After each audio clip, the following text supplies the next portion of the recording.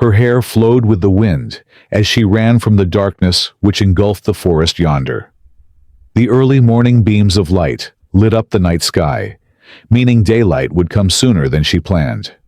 Her indigo cardigan wouldn't protect her from the brisk, cold morning that daylight brings with it.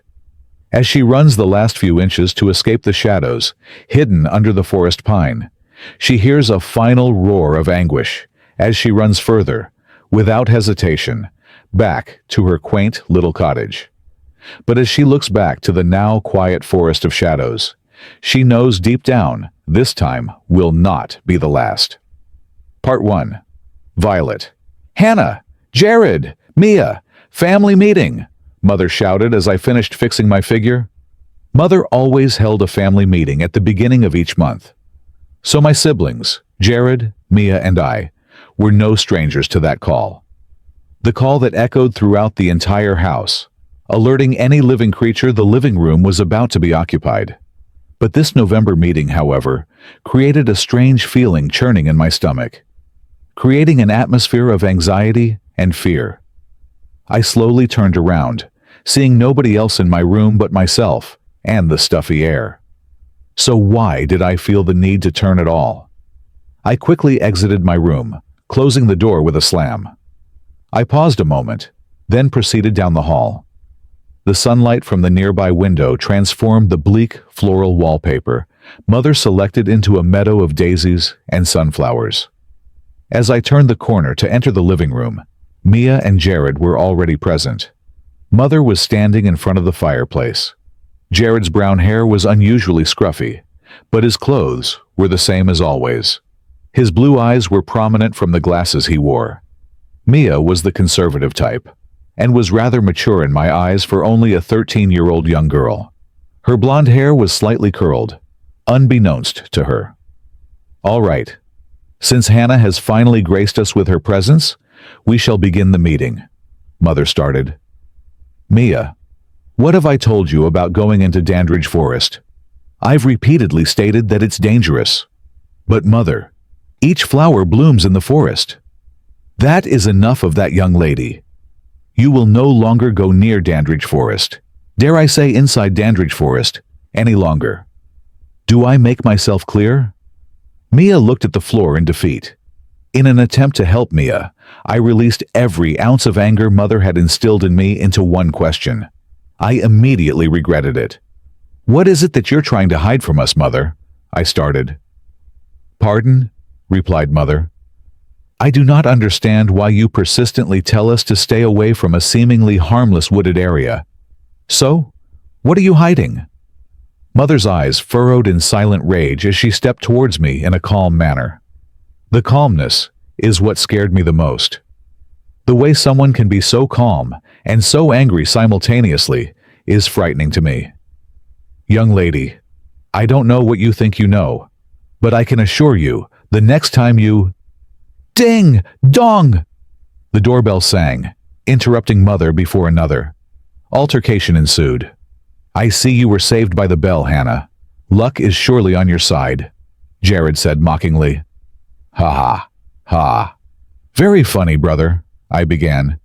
"Mia, I'm terribly—" Steps in front of me. Mother raised her hand and raced her hand towards my face to slap me. When Mother's hand got close enough, I readied myself for the pain. Slap! "You insolent child. You dare to question me?" No, Mother," I stammered, then took a big gulp. Mother took a step forward, forcing me to take a small step back. "The next time you dare to question my reasoning, your porcelain face will not be the only part of you to feel pain," Mother finished, dropping her hand and roughly shoving me out of her room.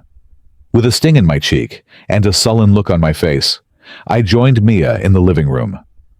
A few minutes passed before Jared sauntered out of Father's room with a light back. Jared grabbed his coat from the coat rack and readied himself to bring Father's luggage to his store. A moment passed. Then Mother appeared, wearing her coat and carrying her bag in hand. Mia and I joined Nathaniel and Jake. "All right, we shall take our leave. Jared should arrive at home before 7 o'clock. Your father and I will be back the day after next. Whilst gone, No one should leave or enter this homestead under any circumstance. Is everything clear to you? Mother finished. Yes, ma'am. Jared, Mia, and I replied. Deep down, the thought of father and mother not being in the same home frightened me a little. Jared, Nathaniel, Jake, and mother left without another word.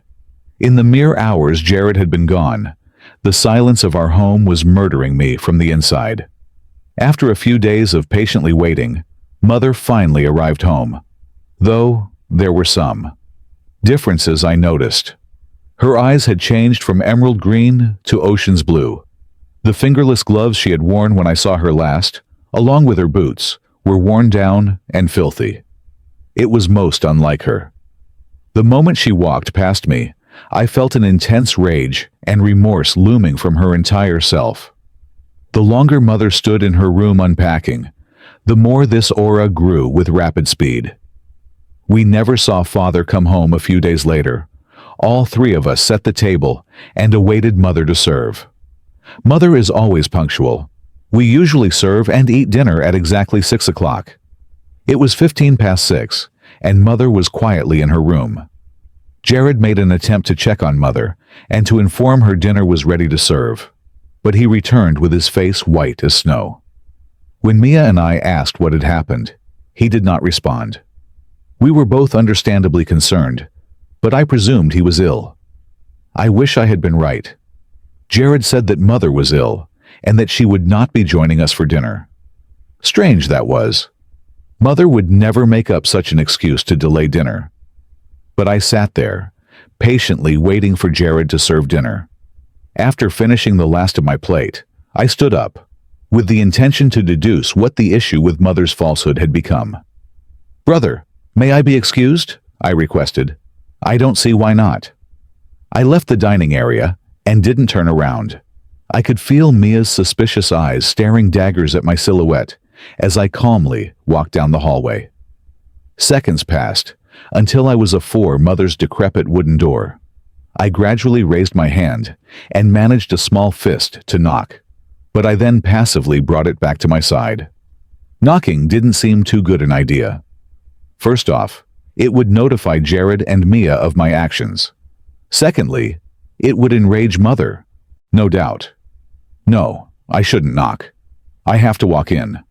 I shan't invoke the fighting spirit that is buried inside mother, awaiting the chance to be unleashed.